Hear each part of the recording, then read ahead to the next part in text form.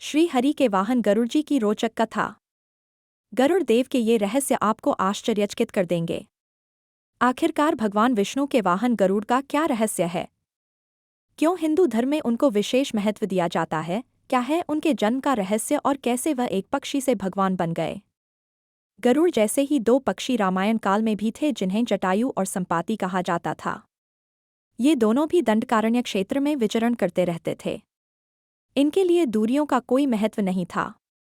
स्थानीय मान्यता के मुताबिक दंडकारण्य के आकाश में ही रावण और जटायु का युद्ध हुआ था और जटायु के कुछ अंग दंडकारण्य में आ गिरे थे, इसीलिए यहाँ एक मंदिर है। पक्षियों में गरुड़ को सबसे श्रेष्ठ माना गया है। यह समझदार और बुद्धिमान होने के साथ साथ तेज गति से उड़ने की क्षमता रखता है। गिद्ध और गरुड़ में फर्क होता है। संपूर्ण भारत में गरुड़ का ज्यादा प्रचार और प्रसार किस लिए है, यह जानना जरूरी है। गरुड़ के बारे में पुराणों में अनेक कथाएं मिलती है। रामायण में तो गरुड़ का सबसे महत्वपूर्ण पात्र है। आखिरकार भगवान विष्णु के वाहन गरुड़ का क्या रहस्य है? पक्षी तीर्थ चेन्नई से 60 किलोमीटर दूर एक तीर्थस्थल है जिसे पक्षी तीर्थ कहा जाता है। यह तीर्थस्थल वेदगिरी पर्वत के ऊपर है। कई सदियों से दोपहर के वक्त गरुड़ का जोड़ा सुदूर आकाश से उतर आता है और फिर मंदिर के पुजारी द्वारा दिए गए खाद्यान्न को ग्रहण करके आकाश में लौट जाता है। सैकड़ों लोग उनका दर्शन करने के लिए वहां पहले से ही उपस्थित रहते हैं। वहां के पुजारी के मुताबिक सतयुग में ब्रह्मा के 8 मानसपुत्र शिव के शाप से गरुड़ बन गए थे। उनमें से 2 सतयुग के अंत में, 2 त्रेता के अंत में, 2 द्वापर के अंत में शाप से मुक्त हो चुके हैं।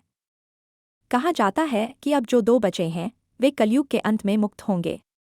गरुड़ हैं देव पक्षी। गरुड़ का जन्म सतयुग में हुआ था, लेकिन वे त्रेता और द्वापर में भी देखे गए थे। दक्ष प्रजापति की विनिता या विंता नामक कन्या का विवाह कश्यप ऋषि के साथ हुआ। विनिता ने प्रसव के दौरान 2 अंडे दिए। एक से अरुण का और दूसरे से गरुड़ का जन्म हुआ। अरुण तो सूर्य के रथ के सारथी बन गए तो गरुड़ ने भगवान विष्णु का वाहन होना स्वीकार किया। संपाति और जटायु इन्हीं अरुण के पुत्र थे। बचपन में संपाति और जटायु ने सूर्यमंडल को स्पर्श करने के उद्देश्य से लंबी उड़ान भरी। सूर्य के असह्य तेज से व्याकुल होकर जटायु तो बीच से लौट आए, किंतु संपाति उड़ते ही गए। सूर्य के निकट पहुंचने पर सूर्य के ताप से संपाति के पंख जल गए और वे समुद्र तट पर गिरकर चेतनाशून्य हो गए। चंद्रमा नामक मुनि ने उन पर दया करके उनका उपचार किया और त्रेता में श्री सीताजी की खोज करने वाले वानरों के दर्शन से पुनः उनके पंख जमने का आशीर्वाद दिया। सतयुग में देवताओं से युद्ध। पुराणों में भगवान गरुड़ के पराक्रम के बारे में कई कथाओं का वर्णन मिलता है। कहते हैं कि उन्होंने देवताओं से युद्ध करके उनसे अमृत कलश छीन लिया था। दरअसल ऋषि कश्यप की कई पत्नियां थीं, जिनमें से 2 वनिता और कद्रु थी। ये दोनों ही बहनें थीं जो एक दूसरे से ईर्ष्या रखती थी। दोनों के पुत्र नहीं थे तो पति कश्यप ने दोनों को पुत्र के लिए एक वरदान दे दिया। वनिता ने 2 बलशाली पुत्र मांगे जबकि कद्रु ने 1000 सर्प पुत्र रूप में मांगे जो कि अंडे के रूप में जन्म लेने वाले थे। सर्प होने के कारण कद्रु के 1000 बेटे अंडे से उत्पन्न हुए और अपनी मां के कहे अनुसार काम करने लगे। दोनों बहनों में शर्त लग गई थी कि जिसके पुत्र बलशाली होंगे हारने वाले को उसकी दास्ता स्वीकार करनी होगी। इधर सर्प ने जो जन्म ले लिया था लेकिन वनिता के अंडों से अभी कोई पुत्र नहीं निकला था। इसी जल्दबाजी में वनिता ने एक अंडे को पकने से पहले ही फोड़ दिया। अंडे से अर्ध विकसित बच्चा निकला जिसका ऊपर का शरीर तो इंसानों जैसा था लेकिन नीचे का शरीर अर्धपक्व था। इसका नाम अरुण था। अरुण ने अपनी मां से कहा कि पिता के कहने के बाद भी आपने धैर्य खो दिया और मेरे शरीर का विस्तार नहीं होने दिया। इसलिए मैं आपको श्राप देता हूं कि आपको अपना जीवन एक सेवक के तौर पर बिताना होगा। अगर दूसरे अंडे में से निकला उनका पुत्र उन्हें इस श्राप से मुक्त ना करवा सका तो वह आजीवन दासी बनकर रहेंगी। भय से विंता ने दूसरा अंडा नहीं फोड़ा और पुत्र के शाप देने के कारण शर्त हार गई और अपनी छोटी बहन की दासी बनकर रहने लगी।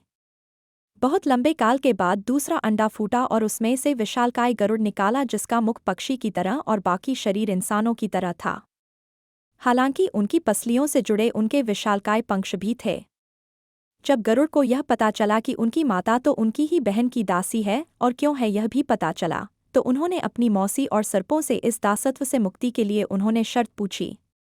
सर्पों ने विंता की दास्ता की मुक्ति के लिए अमृत मंथन ने निकला अमृत मांग। अमृत लेने के लिए गरुड़ स्वर्ग लोक की तरफ तुरंत निकल पड़े। देवताओं ने अमृत की सुरक्षा के लिए 3 चरणों की सुरक्षा कर रखी थी। पहले चरण में आग की बड़े पर्दे बिछा रखे थे, दूसरे में घातक हथियारों की आपस में घर्षण करती दीवार थी और अंत में 2 विषैले सर्पों का पहरा। वहां तक भी पहुंचने से पहले देवताओं से मुकाबला करना था। गरुड़ सबसे भीड़ गए और देवताओं को बिखेर दिया। तब गरुड़ ने कई नदियों का जल मुख में ले पहले चरण की आग को बुझा दिया। अगले पथ में गरुड़ ने अपना रूप इतना छोटा कर लिया कि कोई भी हथियार उनका कुछ न बिगाड़ सका और सांपों को अपने दोनों पंजों में पकड़कर उन्होंने अपने मुंह से अमृत कलश उठा लिया और धरती की ओर चल पड़े। लेकिन तभी रास्ते में भगवान विष्णु प्रकट हुए और गरुड़ के मुंह में अमृत कलश होने के बाद भी उसके प्रति मन में लालच न होने से खुश होकर गरुड़ को वरदान दिया कि वो आजीवन अमर हो जाएंगे। तब गरुड़ ने भी भगवान को एक वरदान मांगने के लिए बोला तो भगवान ने उन्हें अपनी सवारी बनने का वरदान मांगा। इंद्र ने भी गरुड़ को वरदान दिया कि वो सांपों को भोजन रूप में खा सकेगा। इस पर गरुड़ ने भी अमृत सकुशल वापसी का वादा किया।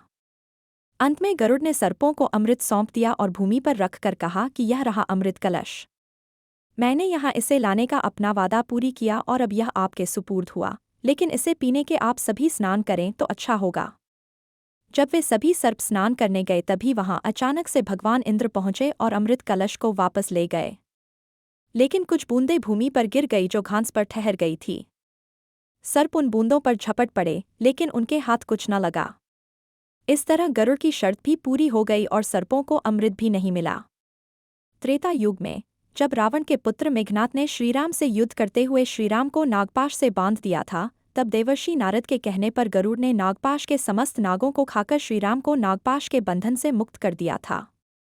भगवान राम के इस तरह नागपाश में बंध जाने पर श्रीराम के भगवान होने पर गरुड़ को संदेह हो गया था। गरुड़ का संदेह दूर करने के लिए देवर्षि नारद उन्हें ब्रह्माजी के पास भेज देते हैं। ब्रह्माजी उनको शंकर जी के पास भेज देते हैं।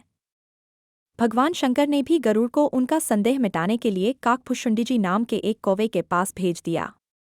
अंत में काकभुषुंडी ने राम के चरित्र की पवित्र कथा सुनाकर गरुड़ के संदेह को दूर किया। लोमश ऋषि के शाप के चलते काकभुषुंडी कौवा बन गए थे।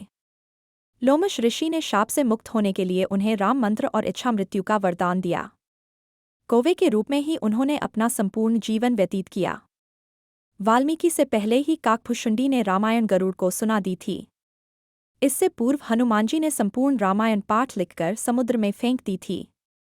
वाल्मीकि श्रीराम के समकालीन थे और उन्होंने रामायण तब लिखी जब रावणवध के बाद राम का राज्याभिषेक हो चुका था।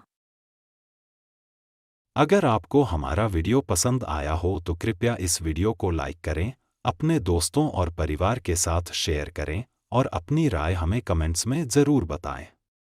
आपकी प्रतिक्रिया हमारे लिए बहुत मायने रखती है और हमें प्रेरित करती है कि हम आपके लिए और भी बेहतर कंटेंट लेकर आएं। धन्यवाद।